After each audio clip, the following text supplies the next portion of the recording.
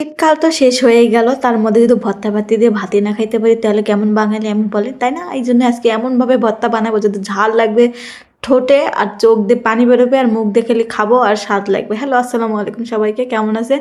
আশা করি ভালো আছে। আজকে এমন ঝাল ঝাল করে ভর্তা বানাবো, সেটা দেখলে আপনারা অবশ্যই পাগল হয়ে যাবেন। তো চলুন ভিডিওটা শুরু করে দিই। এই যে আমি সিম নিয়ে নিচ্ছি, আমার নানি শাশুড়ি আনছিল সিমডি, ওগুলি পচে গেছে অর্ধেক, আর অর্ধেক ভালো ছিল। ওগুলি দিয়ে একবারে সিদ্ধ করে নিলাম, একটু নুন, একটু হলুদ, একটুখানি মরিচ দিয়েছিলাম। আমি আবার গুঁড়া মরিচ ছাড়া কোনো তরকারি রান্না করি না, ভর্তা হোক আর যে হোক। তো যাই হোক, করে সিদ্ধ করে নেওয়ার পরে তাওয়ার মধ্যে দিলাম। মানে যেহেতু পানিগুলি আছে ওগুলিতে শুকান লাগবে, ওটা প্রেশার কুকারে দিতে গেলে আরও বেশি সময় লাগবে, যেহেতু পানি বের হয়ে গেছে সেই জন্য তাওয়ার মধ্যে ডালতেছি। এই যে পানি একবারে শুকে খটখট হয়ে গেছে, এর মধ্যে একটু তেল দিছিলাম, তেলটা বোঝা যাচ্ছে না। যাই হোক, এটা সিম যেহেতু সিমে অনেক তেল খায়, তো আপনারা জানেনই তো রান্না করেন। তো এই যে সিমটি আমি ঢালে নিচ্ছি, যেহেতু গরম গরম আগে প্লেটের মধ্যে বা ঢালে নিই, তারপরে বাকি কাজ। তো ঢালতেছিলাম, আর দেখে বুঝতে পারতেছেন কতটা সিদ্ধ হয়েছে। আর এমনি চুলে দিলে অল্প অল্প সিদ্ধ হয়, আর অনেকক্ষণ ধরে সময় লাগে, ওই জন্য আমি প্রেশার কুকার দিয়েছিলাম। তো ওটা নামাই রেখে চিন্তা করলাম মরিচটি ভাজছে নেই, ওমা মরিচ ভাজতে দেখে টপাস করে একটা নিচে পড়ে গেল। তো কী হয়েছে, তুই পড়ে গেছিস, তো কী হয়েছে, তোরা ছাড়া চলবো না? চলতে পারবো অবশ্যই। তো ওইদিকে মরিচ ভাজা শেষ, তো এইদিকে আমি এটা ছেঁচুনি দিয়ে আর সিমডির আগে ছেঁচে নিতে আসি, যেহেতু হাত দিয়ে এখন গরম দেওয়া যাবে না, ওটা ঠান্ডা করতে গেলে মজা লাগবে না ভর্তা করতে।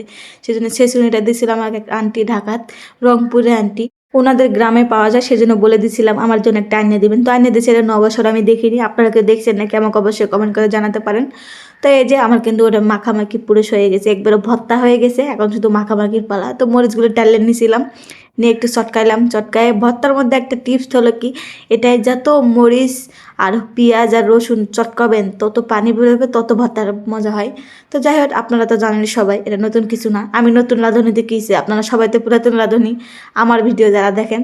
তো যাই হোক, যারা নতুন আছেন তারা দেখে শিখে যেতে পারবেন আমার মতো, আমি যেমন শিখছি আপনাদের শিখাচ্ছি, আপনারা আমাকে কিছু শিখাবেন। তো আমার জামাইরা বলতেছিলাম যে একটু তেল দাও, উনি তেল ঢালতেছিল না, পানি ঢালতেছিল, অল্প অল্প করে দিচ্ছিল, কিপটা বেটা তো, বুঝেন নাই। তো যাই হোক, সবার লাস্টে তেল দিলে দিয়ে মাখামাখি শুরু করে দিছি।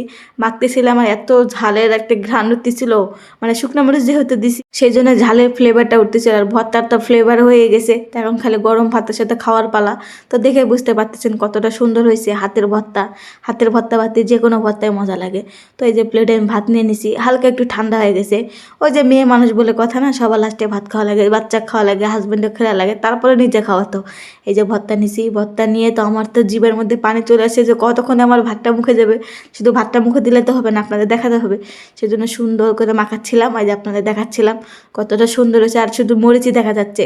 ভাতটা তখন মুখে দিয়েছি, উফ কি শান্তি, আলহামদুলিল্লাহ আলহামদুলিল্লাহ আলহামদুলিল্লাহ। যেরকম ঝাল চাইছিলাম সেরকমই ঝাল হয়েছে, যেরকম চোখ দিয়ে পানি বের করতে চাইছিলাম সেরকমই বের হইতেছে, আর সেরকম মজা করতে চাইছিলাম সেরকম মজা করে খাচ্ছিলাম। তো কেমন হলো অবশ্যই কিন্তু কমেন্ট করে জানাতে পারেন। আসসালামু আলাইকুম সবাইকে, সবাইকে টাটা।